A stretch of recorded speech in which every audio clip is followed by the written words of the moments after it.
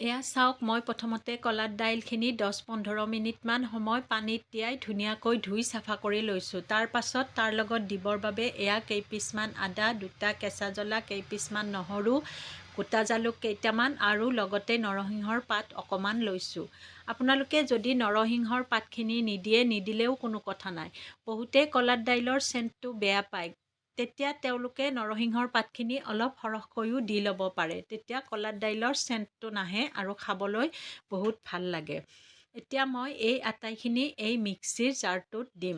আপোনালোকে কেতিয়াবা অলপ সৰহকৈ কলাৰ দাইলখিনি ভিজাই ৰাখি এনেকৈ মিক্সিৰ জাৰত বটি তাৰ পৰা ছাইড কৰি ৰাখিলে পিঁয়াজ আৰু ধনিয়াৰ পাত দি পকৰিও বনাই খাব পাৰে। কলাৰ দাইলৰ পকৰি খাবলৈ বহুত টেষ্টি হয়। মই কেতিয়াবা তেনেকৈ ৰাখি পকৰিও বনাই খাওঁ। এতিয়া মই এই প্লেটখনৰ আটাইখিনি বস্তু এই মিক্সিৰ জাৰটোত দি দিম। এয়া মই প্ৰথমতে নৰসিংহৰ পাতখিনি দিলোঁ, তাৰ পাছত আদা কেইপিচ, কেঁচা জ্বলা 2টা আৰু লগতে নহৰু আৰু গোটা জালুকখিনিও তাত দি দিলোঁ।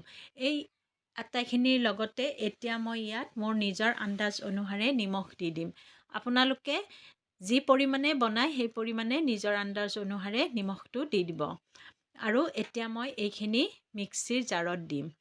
আপোনালোকে যদি ভিডিঅ'টো চাই আছে আৰু ভিডিঅ'টো ভাল লাগে তেনেহ'লে লাইক আৰু কমেণ্ট কৰিব। আৰু যাতে ভৱিষ্যতে কিবা ভিডিঅ' পঠালে পায় তাৰ বাবে আপোনালোকে পেজটো ছাবস্ক্ৰাইব কৰিব। কলাৰ দাইলখিনি তিয়াওতে মই বেছি সময় তিওৱা নাই, সেইবাবে মই তাৰ লগত অকণমান পানী দি দিছোঁ, যাতে দাইলখিনি ভালদৰে পিছা যায়।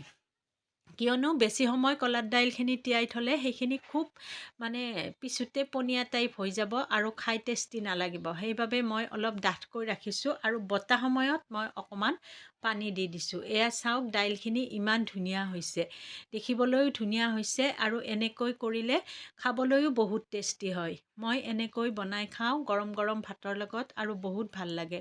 সেইবাবে মই ভিডিঅ'টো আপোনালোককো দেখাই দিলোঁ। গতিকে আপোনালোকেও এবাৰ বনাই খাই চাব, সঁচাকৈ বহুত ভাল লাগে। এয়া আজিলৈ চাটনিখিনি ইমানেই, গতিকে ভিডিঅ'টো ইমানেই।